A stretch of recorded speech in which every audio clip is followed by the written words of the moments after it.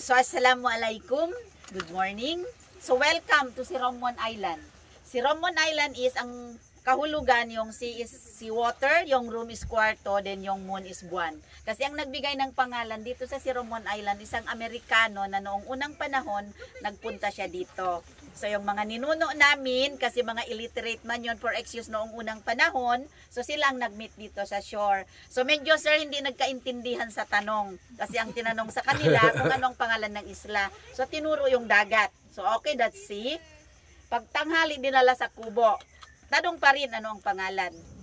Pagkaintindi nila, tinanong kung saan siya matulog. So, tinuro yung munting kwarto. Okay, that's room, sabi ng Amerikano. Pagtakip silim na po, sinindihan yung maliit na lampara. Palitaan, ma'am. So, tanong pa rin ng yung Amerikano, anong pangalan sa pagkaintindi nila. Baka nagtanong kung mas may maliwanag na ilaw kaysa sa lampara. So, since yung bahay nila, yung atip is coconut leaves lang, yung syrup, ma'am. So, transparent, makita yung buwan. So, tinuro yung buwan. Meaning to say, ang maliwanag na ilaw nila is yung buwan. So, sabi niya, okay, that's moon. From sea, room, then moon. Sabi, ang sabi nila. So, naging si Romon. Yun ang alaman. Okay. So, okay, before tayo bumaba, yung mga life vest, iwan na lang po natin dito sa bangka. Yung mga gamitin daw na. Doon na lang, ma'am. Anyway, di man tayo magtagal dito. Okay. Para mag-second itinerary tayo. Sige, okay. Dito lang daw yung mga gamit. Unless dito mo kayo, dito lang balik. Sige lang, ano na. Doon muna ako.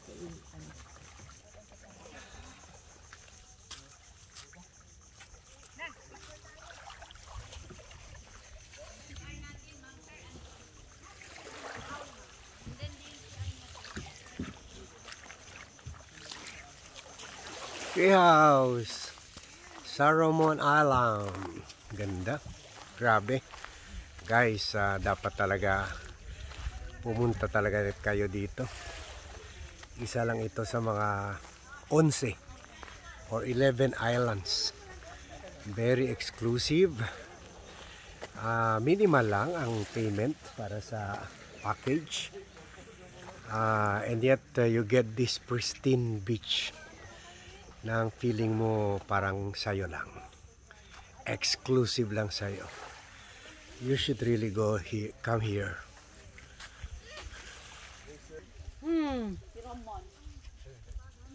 Okay na yun. Ano, pa-picture kami. Ni daddy mo. Dali, dito muna ako. Hindi, magpa-picture ako. Araw kami lang ako. Halik ka, ano.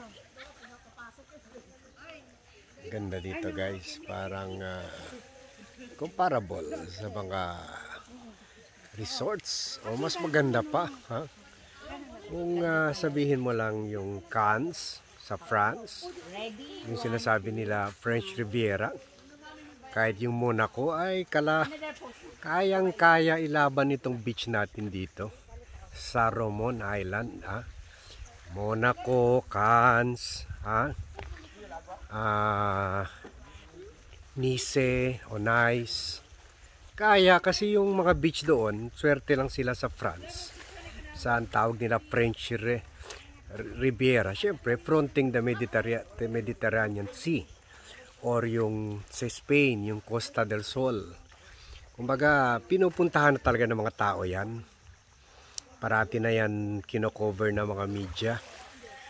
Pero kung fine sand lang at pristine beauty, yung sinasabi natin na hindi kita ng tao, hindi pa too much. Grabe, doon sa Kwan, parang halos walang lugar. Doon sa Nice, daming tao nagsa-sunbathing. Yun lang ang difference lang doon, may mga topless na nagsa-sunbathing. Medyo hindi natin makita dito. Pero dito ang ganda, oh. Very private, parang iisipin mo sa'yo lang eh. O ito yung mga yun, ito lang bayad, no. Ewan ko ganito ang bayad natin, no. Okay. Highly recommended. Punta kayo. Dumaan na kayo sa tourism office to make reservation, hanapin nyo lang si tourism head na kaibigan ko rin, si Miss Sarita Sebastian. Mabait yan at magaling yan mag-promote ng lugar namin. So come here, make Salomon Island your home, your place to unwind. Kalimutan mo na yung politika. Kalimutan mo na impeachment. Kalimutan mo na impeachment. Enjoy life, ha? Smell the flowers, swim in the ocean. Tingnan nyo, mag-swimming kayo sa at saka ang ganda ng tubig, ha? Ang ganda ng tubig.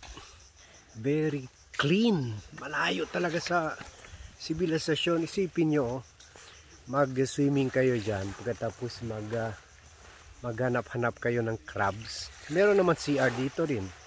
Okay na kasi this is maintained by the Department of Tourism. So isipin nyo, swimming kayo dyan, and then maghuli kayo ng mga crabs. Meron dyan sa ilalim ng puno. Gustong-gusto nila yan. So this is it. Salomon Island. Just one of the 11 islands. Tingnan natin, na check out natin yung tingnan nyo, grabe,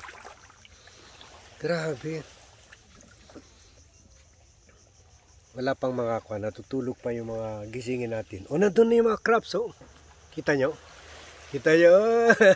sabi nila kakainin tayo yan. Hello, pinipicturean ako. Nakita nyo yung mga crabs doon, sabi ko na nga ba, barrio boy talaga ako. Alam ko talaga kung saan nagtatago yung mga crabs.